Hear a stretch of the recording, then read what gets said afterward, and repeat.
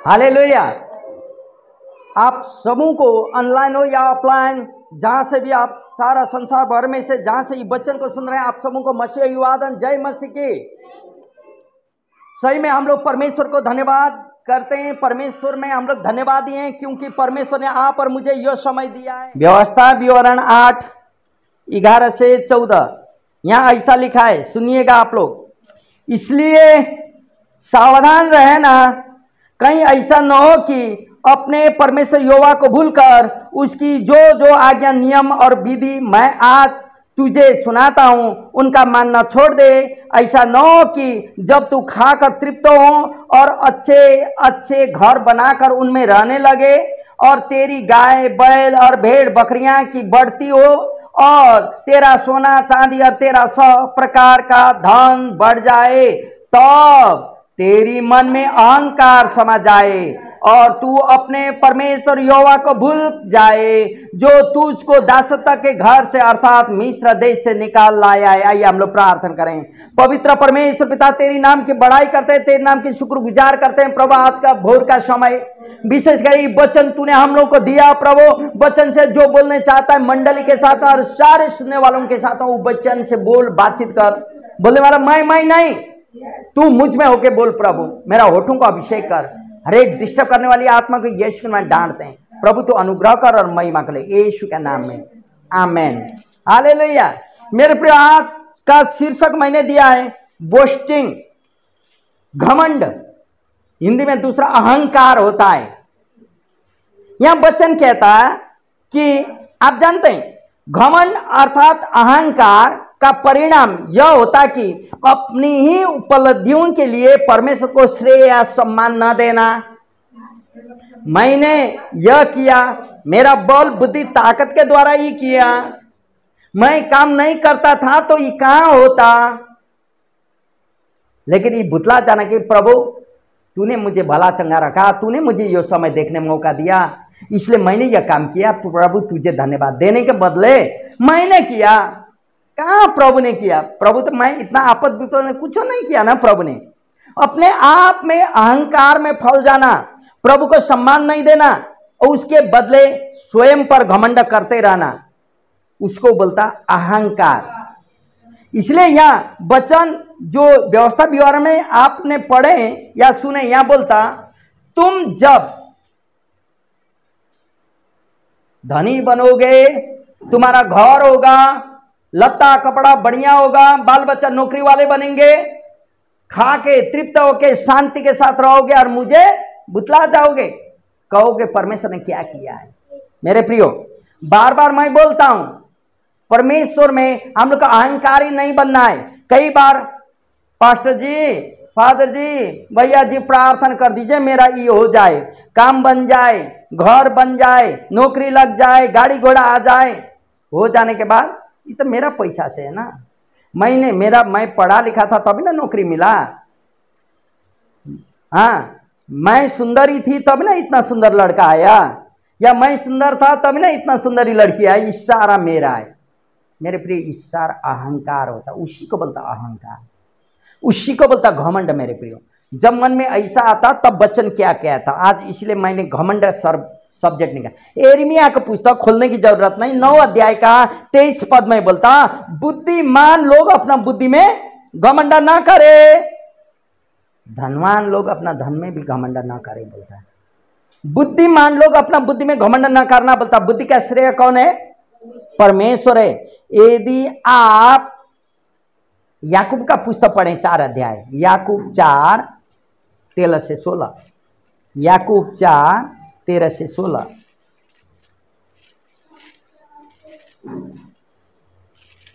यहां ऐसा लिखता है, सुनिएगा। तुम जो, किसी को मिला? जोर से पढ़े हैं।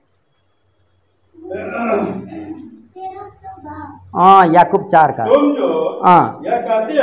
तुम जो यह कहते हो आज या कल किसी और नगर में जाकर और किसी और नगर में जाकर वहां 1 वर्ष बिताएंगे और व्यापार करके लाभ कमाएंगे। और यह नहीं जानते कि और यह तुम नहीं जानते हो कि कल क्या होगा। कल क्या होगा।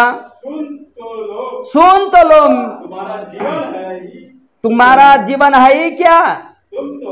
तुम तो बाप के समान हो, जो थोड़ी देर दिखाई देती है फिर लोप हो जाती है।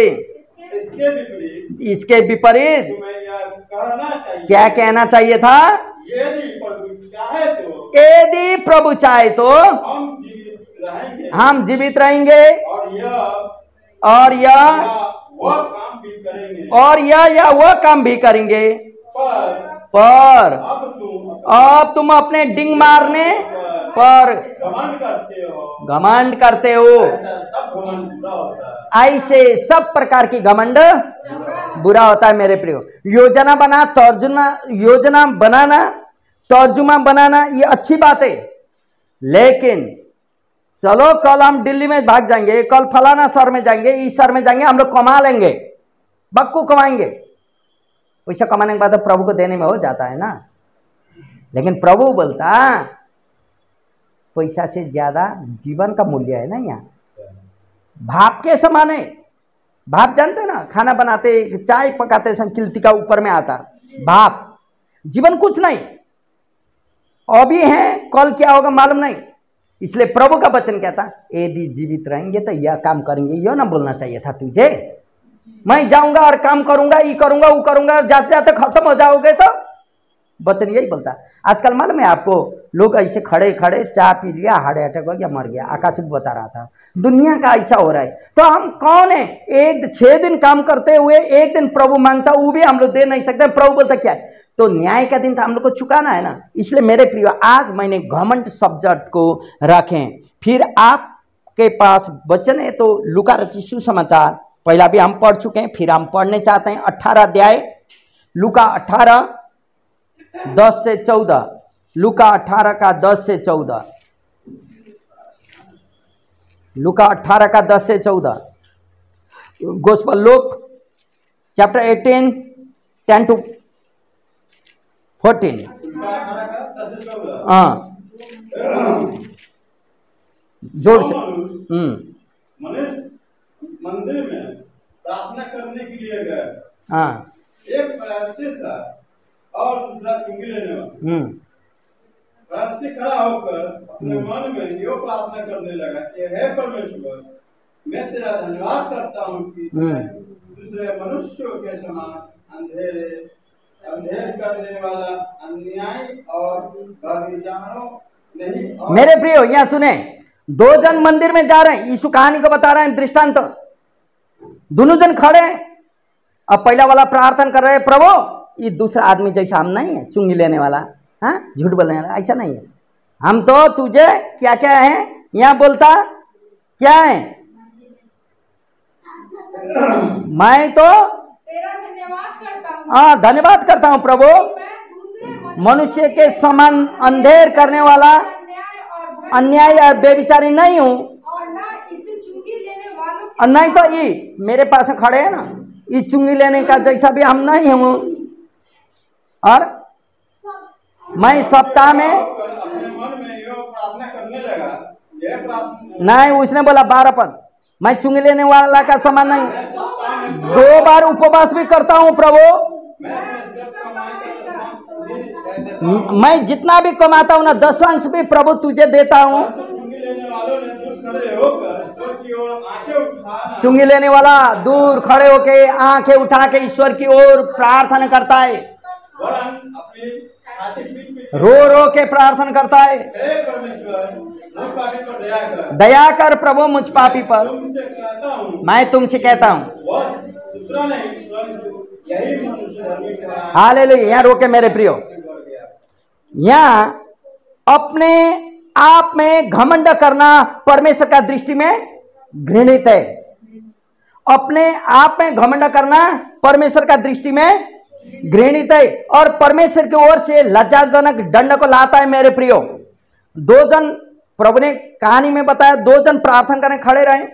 एक जन बोलता मैं अच्छे हूं, मैं सप्ताह 2 बार उपवास बैठता हूं, 10 अंश देता हूं, संडे भी जाता हूँ, सप्ताह में जो चर्च का समय जाता हूँ कलीसिया में, ये चुंगी लेने जैसा पापी नहीं हूँ, बेविचारी भी नहीं हूँ, अच्छे हूँ प्रभु, धन्यवाद तूने मुझे बचाया। और एक आदमी बोलता प्रभु मैं पापी हूं, रो रो के पछताव करके वो बोलता है प्रभु मैं पापी हूं, मुझ पर दया कर। अब प्रभु बोलता वो 10 अंश देने, वो प्रार्थना करने से अच्छा पछताव करने वाला है, इसका प्रार्थना। इसलिए प्रभु आप और मुझसे घमंड नहीं, नम्रता को चाहता है मेरे प्रियो। हम लोग प्रभु के सामने आते हैं ना, अपने आप को बोलना होगा प्रभु मैं पापी के ऊपर में दया कर। प्रभु का वचन यही बोलता है मैं पापी के ऊपर में दया कर, क्योंकि यीशु ने कहा धर्मी के लिए नहीं लेकिन वो पापियों के लिए आया मेरे प्रियो। इसलिए हम लोग अपने आप को नम्रता में, क्या आज मेरा सवाल आपके साथ, क्या आपका जीवन नम्रता में है, या आपका नौकरी, आपका मान सम्मान प्रभु से बड़ा बन जाता है? मैं तो फलाना में काम करने वाला, मैं तो फलाना पोस्टिंग का हूं, ऐसा काम करते हैं, या ऐसा जगह में हम जाते हैं, या मैं तो ये करता हूं, ये मेरे द्वारा हुआ है, क्या हम ऐसा करेंगे? मेरे प्रिय बहुत बार आप और मेरा जीवन का बोलियों के द्वारा हमको मालूम नहीं चलता, लेकिन लोग देख लेते हैं कि बोस्टिंग है, घमंड है ना, अहंकार है बोलता। इसलिए ऐसा करना ठीक नहीं, दूसरों को नीचे दिखाना ठीक नहीं है मेरे प्रियो। ईश्वर के नजर में अपने आप को पछताव करना होगा। इसलिए हम लोग रोते हैं, प्रार्थना मालूम नहीं चलता, चिल्लाते हैं, आंसू में आते हैं। प्रभु ने यह नहीं कहा तेरा खूनों को मैं कटोरी में रखूंगा। हॉस्पिटल में जब लोग सीरियस होते हैं वहां आंसू चाहिए नहीं बोलता, चाहिए खून चाहिए, लेकिन प्रभु खून चाहिए नहीं बोलता, बलिदान से अच्छा प्रभु दया को चाहता है बोलता। प्रभु बोलता तेरा आंसू को मैं कटोरी में रखूंगा। उसका मतलब क्या है? पश्चाताप किया हुआ चीज। प्रभु पश्चातापी हृदय को चाहता है मेरे प्रियो। पत्थर का हृदय हटा के क्या बोलता? मांस के हृदय मैं तुझे दे दूंगा बोलता। इसलिए मेरे प्रियो हम लोग अपने आप को नम्रता में रहना होगा। यदि मत्ती की पुस्तक पढ़िए 6 अध्याय, मत्ती की पुस्तक 6 अध्याय क्या बोलता है वहां 1 से 4। सावधान रहो, मनुष्य को दिखाने के लिए नहीं, मनुष्यों को दिखाने के लिए तुम नहीं, अपने धर्म के काम ना करो, मनुष्य के दिखाने के लिए धर्म का काम मत करो बोलता। तो अपने स्वर्गीय पिता से कुछ भी फल ना पाओगे। यदि ऐसा है तो फल नहीं पाओगे बोलता। इसलिए जब तू दान करे तो अपने आगे तुरही नहीं बजाना। मीन्स मैं कर रहा हूं बोल के माइक लगा के हल्ला गुल्ला नहीं करना।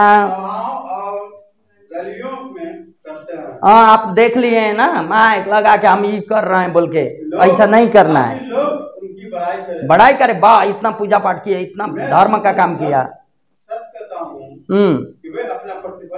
पा चुके हैं यहीं। लेकिन जब तू दान करे तो जो तेरा दाहिना हाथ करता है उसे तेरा बायां हाथ ना जाने पाए, ताकि तेरा दान गुप्त रहे और तेरा पिता जो गुप्त में दिखता है हालेलुया। मेरा कहने के मतलब हम लोग जो कर रहे हैं उसको दिखाना नहीं है, लोगों का कहने की जरूरत नहीं है। नहीं तो वैसे होता है, कहानी हम लोग बार बार सुनते हैं, हम पहला भी बता चुके थे। एक माँ, गरीब माँ थी, कोई नहीं था, तो उसने कहानी सुनी थी, मंडली में एक विधवा एक सिक्का डालती, अब प्रभु बोलता है यही ज्यादा डालिए, और लोग ज्यादा डालने से भी उसका जो कुछ था वही। तो वो कहानी सुनते हुए प्रभावित हुई। अब बुढ़िया मंडली में आने लगी, पहला भी हम कहानी बता चुके हैं, आने लगी, प्रभु के लिए लकड़ी बेचते बेचते भी पैसा देने लगी। तो 1 साल हो गया, आके पास्टर को बोलती, पास्टर जी 1 साल हो गया, 1350 रुपया हम मंडली में दे चुकी हूं। कोई तो मुझे प्रभु क्या दिया, समझ लिए? 1350 मंडल में दे चुके हैं, प्रभु ने मुझे क्या दिया। इसका मतलब बुढ़िया जितना ऑफरिंग में डालती थी लिखती थी होगी, जो करती थी इतना। लेकिन प्रभु यहां बोलता है एक हाथ से दिया दूसरा हाथ से मालूम नहीं होना चाहिए। लेकिन बुढ़िया तो वो विधवा का आशीष जैसा पाने चाह रही थी। मन में बुराई को प्रभु पसंद नहीं करता है मेरे प्रियो। हृदय का बात को जानने वाला प्रभु, पश्चातापों को प्रभु जानता है। आपको पश्चाताप करना होगा। इसलिए यहाँ बोलता हम लोग जो कर रहे हैं दूसरों को दिखाने की जरूरत नहीं, काउंटिंग नहीं है, लेकिन प्रभु उससे बढ़कर देता है। ये लास्ट संडे भी हम लोग सुन रहे थे। हालेलुया। मेरे प्रियो, हमें सही लगता है जो हम कर रहे हैं वो ठीक कर रहे हैं, चाहे संडे आए ना आए, पैसा ना कमा रहे हैं, बच्चे के लिए पास्टर जी देगा क्या खाने के लिए? हाँ, हम कमा रहे हैं ना। मेरा बच्चे को एडमिशन करना पास्टर जी देगा, खूब बोलता है आने के लिए। मेरा मर्जी है ना मेरा जीवन को, प्रभु भी नहीं। लेकिन मेरे प्रियो, जो आप कर रहे हैं ना, आपको लगता है सही, हम लोग जो करते हैं वो सही लगता है, भुतला जाते हैं अगले दिन का, कल का घटना को हम लोग भुतला जाते हैं। कौन अवस्था में हम लोग प्रार्थना में बैठते थे, उस चीजों को भुतला जाते हैं, तब हमको लगता है कि हम सही कर रहे हैं। ऐसा आत्मा विश्वास का रूप जो है ना मेरे प्रियो, विकृत होता है या बड़ा बन जाता है, तो वह हमें परमेश्वर के पास का उद्धार को पाने के लिए रुकावट डालता है। जब मेरा मर्जी है बोलने लगते हैं ना, रुकावट डालता है उद्धार पाने के लिए, आशीष पाने के लिए ब्लॉक बन जाता है, बंद हो जाता है। तो हम लोग बोलते हैं, मैं भी मसीह परिवार में प्रार्थना करते थे, मेरे बच्चे लोग क्यों मेरा आज्ञा को पालन नहीं करते हैं, मेरा बच्चे लोग क्यों ऐसा हो गया, बहुत कुछ। एक पास्टर रो रहा था नागालैंड में, हमको अभी भी याद है।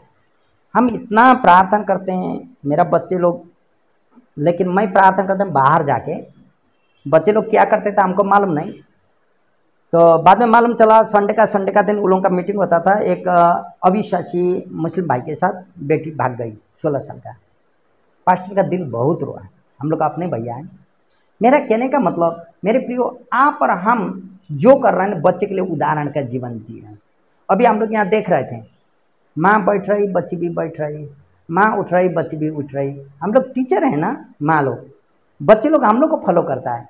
वो प्रभु को मतलब नहीं, वर्शिप लीडर में लीडर, टीम का लीडर का मतलब नहीं, लेकिन मेरी माँ जो करती मुझे वही करना है ना। एक बात, हम लोग कौन है? लीडर है। इसलिए मेरे प्रियो, जो विकृत रूप होता है ना कोई भी चीज, वो हम लोग को उद्धार नहीं देता। और दूसरी बात, आपको आसान से हम यह बोलने चाहते हैं, लोग अपने अच्छे कार्य से उद्धार को पुरस्कार के रूप में नहीं ले पा सकते हैं। समझ लिए? उद्धार को अपना अच्छा कार्य के द्वारा ले नहीं सकते हैं या नहीं पा सकते हैं, लेकिन परमेश्वर के अनुग्रह के द्वारा, यीशु मसीह में विश्वास करने के द्वारा ही उद्धार पा सकते हैं। अपने आप में नम्रता में आना होगा। यदि आप रोमी का पुस्तक पढ़ें, रोमियों की पुस्तक 3 अध्याय 27वां पद, रोमियों की पुस्तक 3 का 27-28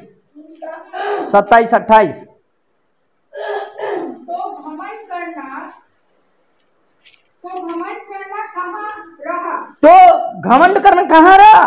उसकी तो जगह ही नहीं, उसकी तो जगह ही नहीं। कौन सी व्यवस्था के कारण से, क्या कर्मों की व्यवस्था से? कौन? कर्मों के कारण नहीं, वरन विश्वास की व्यवस्था के कारण। विश्वास की व्यवस्था के कारण। इसलिए हम इस परिणाम पर, ये परिणाम पर हम पहुंच चुके हैं कि मनुष्य व्यवस्था के कामों से अलग ही विश्वास के द्वारा धर्मी ठहरता है। विश्वास की द्वारा धर्मी ठहरता। मेरे प्रियो, कामों के द्वारा नहीं। आप और मेरा भलाई का काम, देना लेना, इस समाज मंडली अपना तरीका से होता है, लेकिन वो तो हम लोग को करना है, आज्ञा है। लेकिन उद्धार पाने के लिए अनुग्रह के द्वारा यीशु मसीह में हम लोग पाते हैं। हालेलुया। मेरे प्रियो, फिर आप पढ़ सकते हैं इफिसियों की पुस्तक 2 अध्याय का 8 और 9 पद। 2 का 8 और 9। क्योंकि विश्वास के द्वारा अनुग्रह ही से तुम्हारा उद्धार हुआ है। क्योंकि विश्वास के द्वारा अनुग्रह ही से तुम्हारा उद्धार हुआ है, और यह तुम्हारी ओर से नहीं, वरन परमेश्वर का दान है। या तुम्हारी ओर से तो नहीं है, वरन परमेश्वर की दान है। और न कर्मों के कारण, न तो कर्मों के कारण। ऐसा ना हो कि कोई घमंड करे। हालेलुया। मेरा कर्म के कारण मैंने उद्धार पाया बोल के कोई बोल ना सके बोलता है। हालेलुया। हम लोग कोई चढ़ा के उद्धार पा नहीं सकते मेरे प्रियो। कई बार आप जानते हैं मैं तो मंडली जा नहीं सक रही हूं, नहीं सक रहा हूं, मेरा ये दान को ऑफरिंग बैग में डाल दीजिए, बोलता है नहीं, आपके हृदय को प्रभु चाहता है मेरे प्रियो। हालेलुया। इसीलिए आप और मुझे याद करना होगा, आप और मेरा कर्मों के द्वारा उद्धार पा नहीं सकते, अनुग्रह के द्वारा उद्धार पा सकते हैं। आमेन। आइए यिर्मयाह के पुस्तक फिर पढ़ें 9:24 और कोई निकालिए 1 कुरिन्थी 1:31, अलग अलग 1:31, पहला यिर्मयाह का 9:24